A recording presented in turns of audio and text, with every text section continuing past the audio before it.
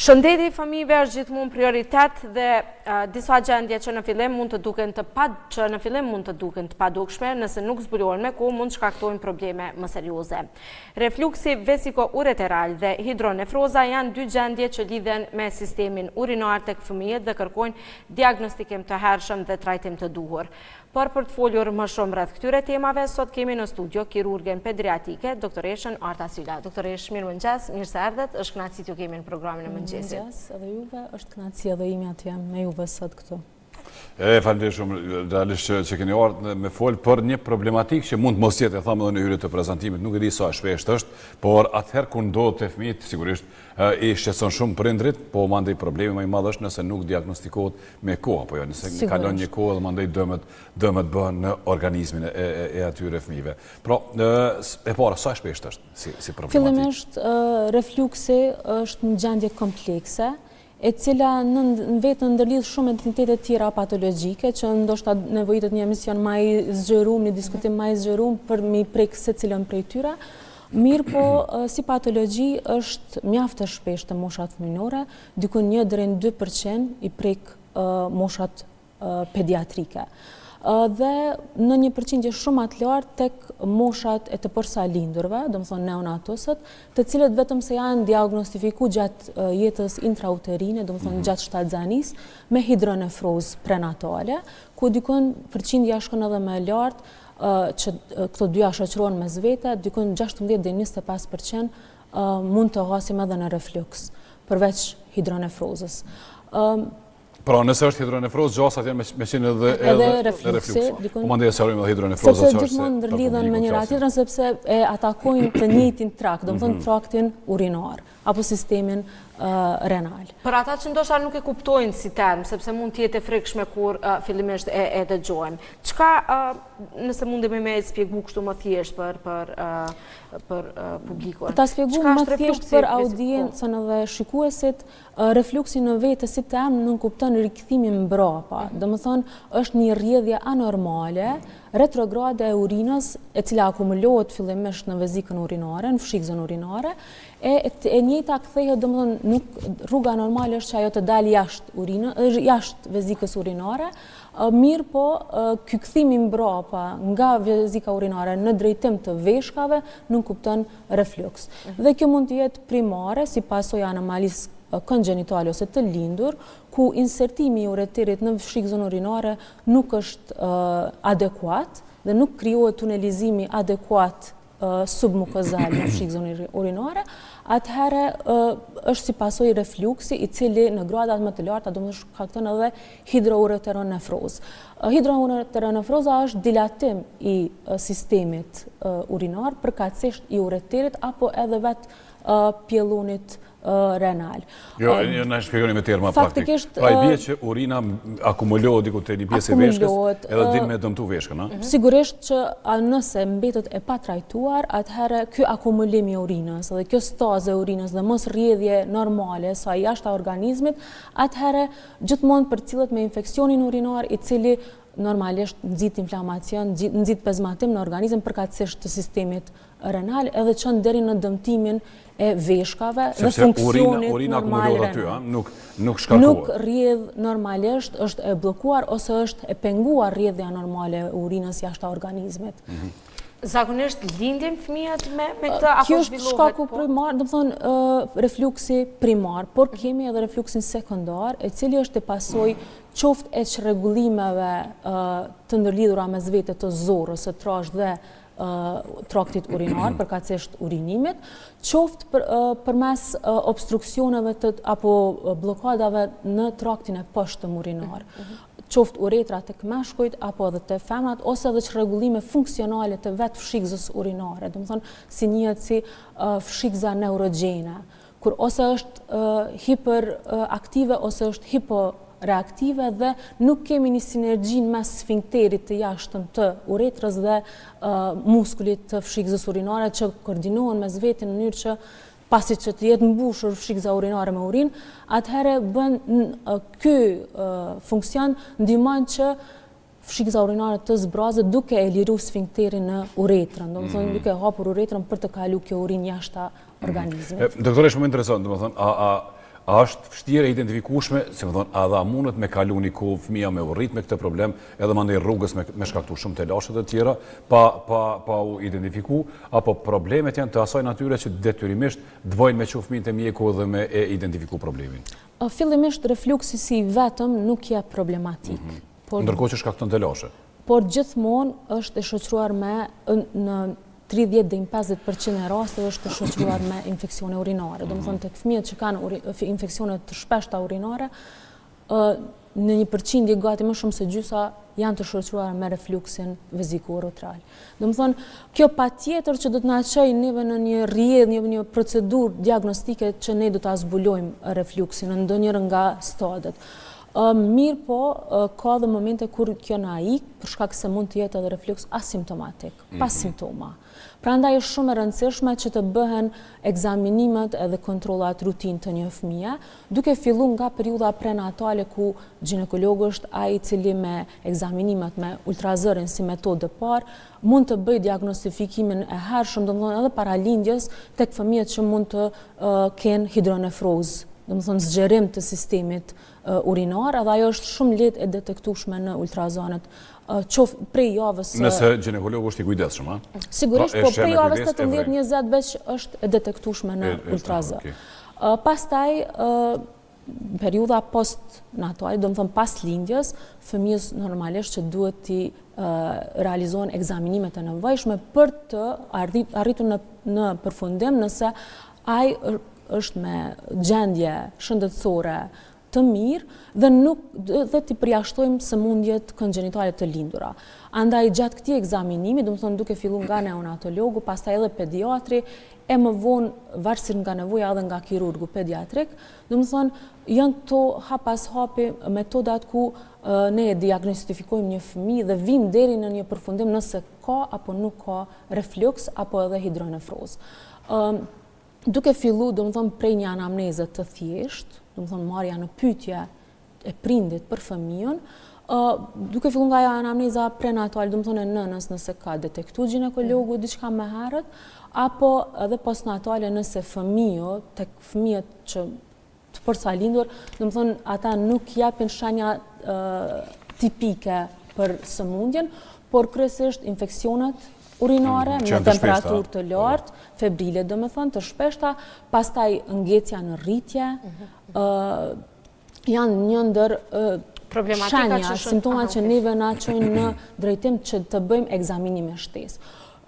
Tek të përsalindurit nuk është e preferuar që ultrazëri të bëhet në ditët e para për shkak një dehidrimi fiziologjik të përsalindurit, prandaj pritet dikun 24 deri në 48 orë të kalojë kjo periudhë kalimtare, edhe atëherë pastaj me një ultrazë të sistemit renal duke filluar të veshkave dhe të fshikëzës urinare, ne mund të detektojmë pranin ose jo të hidronefrozës dhe refluksit, po ashtu edhe çrregullime tjera qoftë në konfiguracionin e fshikëzës urinare, apo edhe në vetë praninë e sistemit renal, do të thonë numrit të veshkave, zhvillimit të tyre, që pastaj mund të çojnë në shenja konkrete që na ndihmojnë. Ndërsa tek moshat e tjera, edhe kur dyshojmë për refluks veziko-uretral, metodë dhe standard i artë është cistoretrografia miksionale, ose gjatë urinimit, e cila duhet të realizohet atëherë kur kemi dyshime për refluks, tek fëmijët që tek të përsalindur që veç në periudhën prenatale, do të thonë janë diagnostifikuar me hidronefrozë, pastaj tek infeksionet e shpeshta urinare febrile, të cilat janë do të thonë si piknisje që ne të dyshojmë për prani të refluksit. Dhe ky standard i artë na ndihmon edhe në përcaktimin e gradës së refluksit, sepse jo gjithmonë refluksi kërkon trajtim kirurgjikal. Trajtimi i secilit fëmijë duhet të jetë individual dhe skema e trajtimit duhet të përshtatet secilit fëmijë në mënyrë individuale duke u bazuar në faktorët e rrezikut. Sepse te gradat e ulta rezolucioni spontan, përkatësisht shërimi i vetveteshëm i fëmijët nga refluksi është dikun deri 80-90% të rasteve. Për shkak se rritja vertikale e fëmijët, tunelizimi, pastaj edhe maturimi edhe i muskulit fshikëzës urinare, edhe ky tunelizimi dhe pjerësimi i traktit të ureterit në fshikëzën urinare, ndikon shumë që kjo të arrit të marrë një formë edhe një konfiguracion normal, që pastaj edhe në diagnostifikimet e matutshme ne nuk e shohim praninë e refluksit. Por te gradat e larta ky rezolucion është më i ulët, domethënë 30-50%, domethënë bie mundësia e rezolucionit spontan. E fatë edhe vetë që hidronefroza shpesh zbulohet në gjatë shtatzanis për mes ekografisë, por sa shpesh ndodh ndoshta kjo edhe në raste të tilla shpesh ndoshta prindve ju thuhet ka zgjerim të veçkëve. A bëhet ndoshta kjo në këtë moment më shumë problem që shqetësohen prindrit më shumë edhe nuk dinë se si ta trajtojnë në fakt. Dhe ka raste kur shërohet vetvetiu hidronefroza? Po, sigurisht në thash, në gradat e ulta të dilatimit, do më thënë zgjerimi në gradat të ulta të sistemit urinar, pa trajtim, shkon deri në 80-90% të rasteve me rezolucion spontan. Prandaj ne edhe prindërve ne në konsultim normal nga ana e ginekologut, gjithmonë ju themi, ose edhe neonatologut, kur veç vjen në periudhën e lindjes, gjithmonë jemi në konsultim të përbashkët, që ne ju themi që ne gjithmonë do të ambikëshyrim pas lindjes, do të fillojmë egzaminimet, rutin, edhe në bazë tyre pastaj vazhdo një përcjellje serike, është njohur si pritja observuese, ku ne deri në 1 vjet i përcjellim ata fëmijë.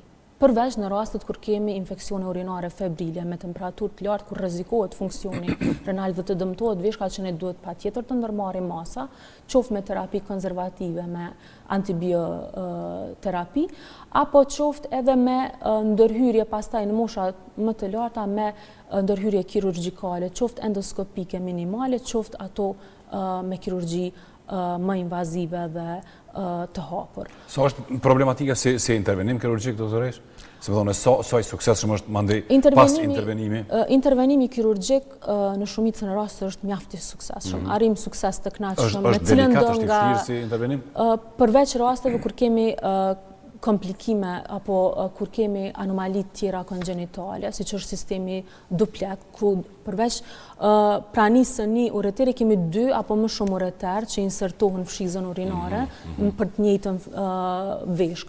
Apo kur kemi përfshirje të 2 anshme të sistemit urinar, dhe më thonë ku të 2 veshkat janë të përfshira, apo kur funksioni renal është shumë më i ulët se 35%, apo dhe më i ulët deri në 10%, atëherë atu kemi dilema dhe edhe kirurgjikale, për shkak se modalitetet e qasjes faktikisht në shumicën e herave janë të kënaqshme, mirë po kemi raste edhe kur kemi komplikime, edhe ndoshta edhe në duart e ekspertëve botror ndodhin të njëjtat komplikime. Të tipit? Për shkak se mund të përsëritet e njëjta problematik, pastaj dëmtimi renal mund të progredoj, që mund të çoj pastaj në modalitetet tjera kirurgjikale, si që janë largimi komplet i veshkës, në raste kur është vetëm një veshk, atëherë rrezikohet komplet sistemi urinar, duhet me planifiku, po kjo kryesisht në qendra të avancuara, ku bëhen edhe transplantet renale, apo edhe do të përfundonte edhe pacientin në dializë të përkohshme, apo derisa të bëhet një zgjidhje më e sofistikuar. Por sa i përket modaliteteve kirurgjike që ne i realizojmë dhe që janë tani të kohës, ka kënaqësi në arritjen e suksesit, për shkak se 90-98% arrihet, domethënë, një sukses i mjaftueshëm për funksionin renal. Cilat janë pasoja ndoshta më serioze që mund të shkaktohen nga këto sëmundje nëse nuk trajtohen me kohë ose nuk trajtohen fare? Fillimisht infeksionet e shpeshta urinare, pastaj është dëmtimi renal, ku edhe në egzaminime me radionukleid, do më thonë në scintigrafi, vrehet që ka munges të kapjes radiofarmakut, sepse është funksion i dëmtuar i veshkës dhe fillim faktikisht ka një cikatrizim, qoftë fokal, qoftë i përgjithshëm i parankimës së veshkës, por edhe në moshat më të shtyra edhe hipertensioni arterial dhe sëmundjet renale kronike, që mund të çojnë deri në humbjen totale, në insuficiencë apo humbje totale të funksionit të veshkës së atakuar. Jo, po më interesant ta zëm nëse një fëmijë e kalon me intervenim kirurgjik dhe si më thonë rregullohet kjo çështje, sanohet ky problem. Si është jeta e këtyre fëmijëve pas trajtimit? Fillimisht pas trajtimit, ne gjithmonë tentojmë të involvojmë edhe prindrit në edukim, po dhe fëmijët kur mrin një moshë që njihet si mosha e trajnimit për tualet, t'i edukojmë në stilin e jetesës. Fillimisht sepse ata duhet të bëhet një kontroll e vazhdueshme, një follow-up i rasteve në kohë, por edhe të kenë kujdes në stilin e jetesës. Këta fëmijë, do më thonë, edhe prindrit shtyhen që të marrin sasi të langjeve të mjaftueshme, si dhe të kenë një itinerar të kontrolluar të diurezës. Do më thonë, të krijohet një orar ditor i urinimit të kontrolluar. Do më thonë, më shpesh të shkohet në banjë dhe tek fëmijët që kanë problematika edhe me tash është etniteti tjetër që është frikza neurogjene. Ata duhet të trajnohen edhe të trajtohen në mënyrë konservative, po përveç domethënë trajtimit kirurgjik në mënyrë që të arrijë një kontroll të kënaqshëm të zbrazjes së urinës, edhe rastet kur kanë edhe çrregullime edhe të zorrës, domethënë gjithmonë duhet të trajtohen edhe çrregullimet e zorrës, në mënyrë se këto janë si dy organe shumë fëqinje dhe e indikojnë njëra tjetrën. Disfunksioni i njërës do të ndikojë në disfunksionin e tjetrës, prandaj ne duhet gjithmonë t'i edukojmë prindrit, t'i këshillojmë ata, po edhe të marrim pjesë aktive bashkë me ta në trajtimin e këtyre çrregullimeve, në mënyrë që të krijohet një itinerar ditor i kontrollit të nevojave fiziologjike të fëmijës. Dhe të krijohet, domethënë, pra mos me prit kur vije si momenti, me shku edhe më shpesh. Edhe më shpesh, bile në fillim planifikohet çdo 2 orë të shkohet në banjë, edhe të stimulohet fëmiu qoftë me lëshimin e rubinetit, në mënyrë që ta ndihmojmë. Edhe konsumimi i langjeve gjithmonë i ujit në masë adekuate dhe sa më të madhe në mënyrë që të stimulohet ky refleks i urinimit. Po flasim për këto dy sëmundje që janë ndoshta më të shpeshta tek fëmijët, por a ka raste që i prek edhe të rriturit, edhe cila moshë ndoshta tek fëmijët është më e rrezikuar që të kenë këto sëmundje? Fillimisht mosha deri në 1 vjeçare janë më të prekura, mirë po rezolucioni spontan që e përmendëm është shumë më i lartë, sidomos te gradat e ulta. Ndërsa të gradat e larta, ne bëjmë këtë observimin ndoshta deri në moshën 5 vjeçare, që normalisht edhe me terapi konservative, siç është profilaksa antibiotike, me antibiotik, apo edhe trajtimi me antibiotik parenteral tek rastet me infeksione febrile. Domethënë gjithmonë duhet të menaxhohet infeksioni, sepse është infeksioni ai kur në koekzistencë me refluksin shkakton problemet, dhe jo refluksi si i vetëm. Prandaj, në çdo moshë ku kemi paraqitje të infeksioneve urinale, të cilat koekzistojnë me refluksin, çdo moshë është e rrezikuar, faktikisht për dëmtimin renal.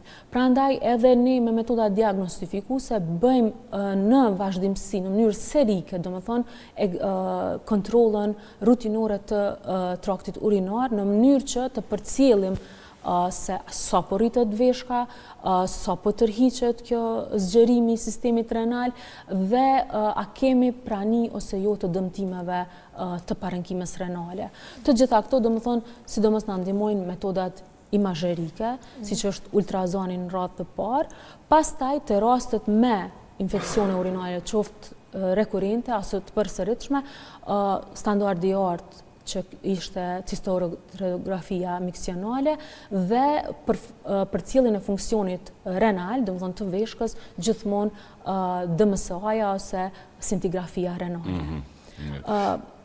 Jo, vazhdojnë, mos t'ju ndërvres. Po, këto gjithmonë duhet t'i kemi parasysh që bëhen qoftë në periudhën akute, do më thonë kur kemi rrezik për një infekcion të pranishëm, ku DMSA-ja na jep të dhëna të qarta edhe për pranin ose jo të kur dëshirojmë për pjellonefrit akut, do më thonë infekcion të traktit të sipër urinar, i cili është një ndër shkaktarët kryesor të dëmtimeve renale.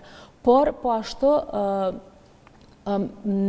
ka dyshime në kohën kur duhet të realizohet miksionale, do më thonë cistorotrografia miksionale, sepse disa janë pro që ajo të bëhet pasi të jetë trajtuar infekcioni urinar, disa janë pro që si të eliminohen shenjat e infekcionit urinar, si që është temperatura, pastaj prania ose rritja numrit të leukociteve ose prania e bakteriorisë. Do më thonë që kjo mund të arrihet me një terapi adekuate deri në 24 deri në 48 orë, atëherë mund të bëhet edhe një miksionale në mënyrë që të shohim edhe gradën e refluksit. Mirë, po më intereson, doktoresh, po a ke... Ndodh më shpesh tek vajzat apo tek djemt? Fillimisht shumë pyetje e mirë, sepse infeksioni urinar për shkak të diferencave anatomike të meshkujt dhe të femrat është shumë më i shpesh tek femrat. Por refluksi është 2 fish më i shpesh tek meshkujt, edhe pse infeksioni urinar është më i shpesh te femrat. Apo si problematikë e lindur, a? Si problematikë e lindur. Më shpesh te meshkujt. Është më shpesh te meshkujt. Prandaj edhe rekomandimet e fundit për të minimizu këtë infekcionin urinal edhe tek fëmijët që kanë lindur pa anomali kongenitale, po preferojnë që të bëhet cirkumcizioni përkatësisht synetia tek meshkujt në moshat e hershme infantile, në mënyrë që me eliminu faktorin infektiv, përkatësisht bartjen e bakterieve nga koka organit deri në sistemin urinar. Sepse mastej refluksi, si vetëm tham, nuk ka mundësi të shkaktoj dëme, po që i shoqëruar me infekcionin urinar. Mirë, jo, doktoresh, më intereson edhe të mënyra e trajtimit, pra edhe kirurgjikal. Kjo kryet sigurisht edhe në QKUK, apo edhe në spitalet tona.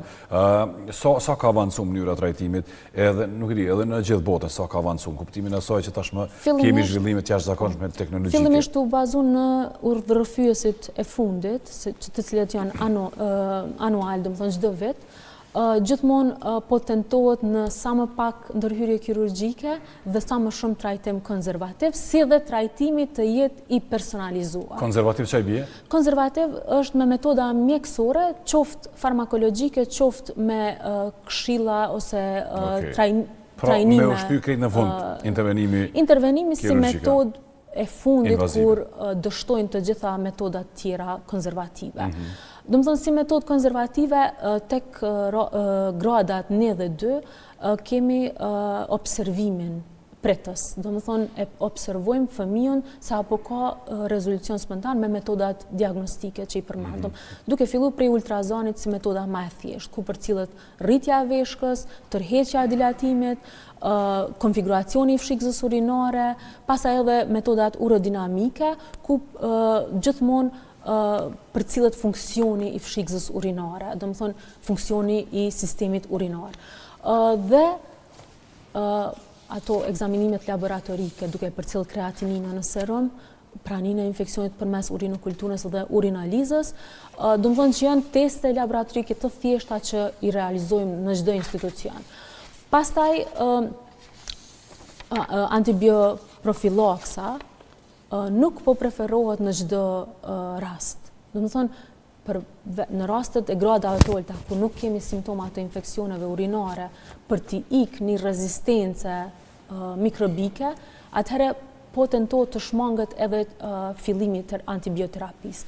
Do të thonë, duhet të ruhet terapia me antibiotik në rastet me infeksione urinare dhe në rastet e përsëritura, po në rastet kur dështon terapia konservative, përkatësisht edhe profilaksa me antibiotik, si dhe në rastet kur nuk kemi kompliancë, përkatësisht kur komunikimi me prindrit ose edhe angazhimi i prindrit në menaxhimin konservativ të fëmijës është i dështuar, atëherë normalisht që është i pashmangshëm edhe ndërhyrja kirurgjike, por ndërhyrja kirurgjike normalisht që bazohet në disa faktorë të rrezikut, siç është mosha në paraqitje, prania e infeksioneve urinare, grada e refluksit, ku në gradat më të larta ku kemi rënje të tërheqjes spontane, atëherë është e pashmangshme një ndërhyrje Pra, kjo që u dhe personalizuar normalisht varet prej gjithmonë prej rastit, prej paraqitjes. Po këto bën lehtësisht në QKU apo jo? Sigurisht, edhe ndërhyrjet kirurgjike, edhe këto pastaj kemi duke filluar nga ndërhyrjet endoskopike, që janë minimal invazive, të cilat tani edhe po avancojnë me preparatet e reja, domethënë në këto 2 dekada të fundit janë largu disa preparate që janë që injektohen në hyrje të ureterit refluksiv. Kemi, domethënë, preparate mjaft të mira, siç është Defluxi, i cili po përdoret sidomos në gradat e ulta, edhe ka një rezolucion, një shkallë të kënaqshme suksesi që mrin diku deri 75 deri në 85% në trajtim adekuat, sidomos në gradat e ulta. Pastaj Defluxi ne mund ta përdorim disa herë, domethënë deri në 3 herë mund ta përdorim, mirë po pas tretës herë, domethënë nëse arrim një rezultat, atëherë ekziston edhe rreziku që na me këtë metodë me shkaktu obstruksion, domethënë mbyllje të jatrëgjine të ureterit.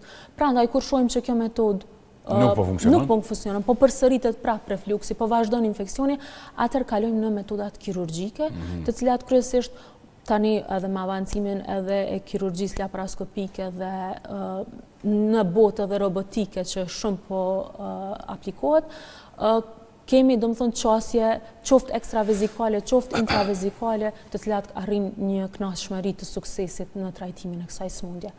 Ne zakonisht i qasemi me ndërhyrje të hapur kirurgjike, por që suksesi është dikon 95-98% domethënë me rezolucion të sëmundjes.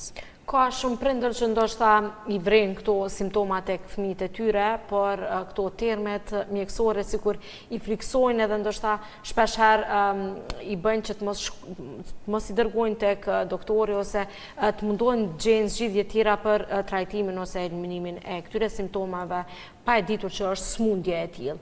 Cili është mesazhi juaj? Sa serioze mund të jetë kjo çështje dhe si duhet ta marrin ata, si duhet ta kuptojnë? Fillimisht ne i cekëm domethënë riskun që mund të sjellë kjo sëmundje nëse mbetet e patrajtuar dhe nëse është në fazat e agravuara, domethënë kur nuk kemi trajtim adekuat. Andaj prindërit zakonisht janë simptomat e infeksionit të traktit urinar, të cilat i çojnë ata që gjithçysh të kërkojnë trajtim të fëmijës. Ideja mos këtë pyetje kur u bëra e kisha edhe këtë qëllim.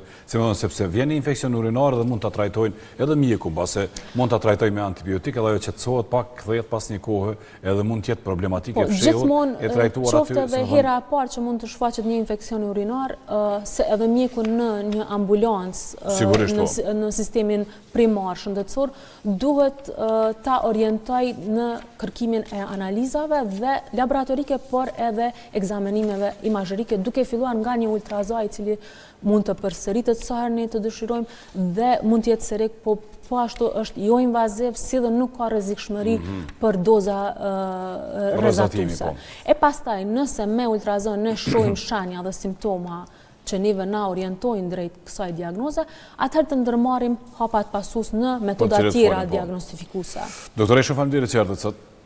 Kënaqësia ishte ime dhe besoj që kam mujt me përcjell një mesazh tek prindërit që kanë fëmijët me infeksione urinare në mënyrë që të jenë të vëmendshëm në këto shenja dhe këto simptoma. Faleminderit shumë për informacionet. Edhe këshilla shumë të dobishme absolutisht. Ju qëndroni edhe pak doktoresh, veç sa kemi një falënderim për sponsorët tonë. Ai falenderojnë IPCO që sigurisht kemi një ofertë re tash nga